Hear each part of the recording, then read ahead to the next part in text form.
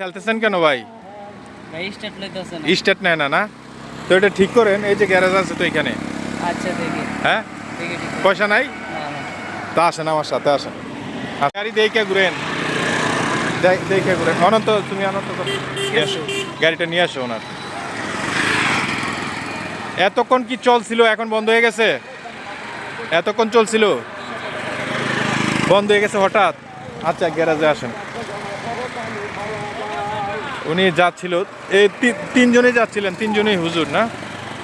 আচ্ছা উনি যেটা হচ্ছিল গাড়ি নষ্ট হয়ে গেছে কিন্তু যাচ্ছিল, ওনার কাছে টাকা নাই। গ্যারেজটা ঠিক পাশেই, উনি যাচ্ছে, আমি গ্যারেজে নিয়ে আসলাম।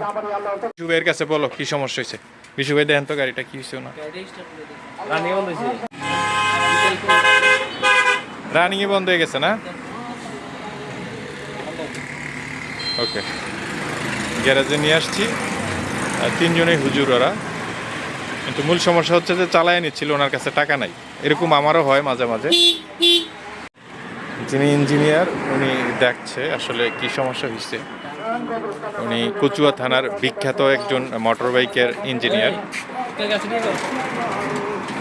যারা মোটর বাইক চালান, কার কার সাথে এরকমটা হয়েছে আসলে অবশ্যই কমেন্ট করে জানাবেন।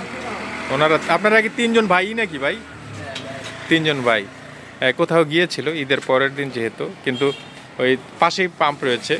এই যে এইটা হচ্ছে বিশ্বজিৎ মোটরস, সাতার বাজারের ঠিক উত্তর পাশে পাশেই একটা পাম্প রয়েছে, আপনারা দেখতে পাচ্ছেন। তো ওখানে সে 100 টাকা দিয়ে তেল নেওয়ার পরে এইখানেই নষ্ট হয়েছে না ভাই, ছোটো ভাই? এইখানেই নষ্ট হয়েছে না? আচ্ছা, পরেই গাড়িটা নষ্ট হয়ে যায়। এখন তো অনেক দূর যেতে হবে, ধাক্কায় তো নেওয়া যাবে না।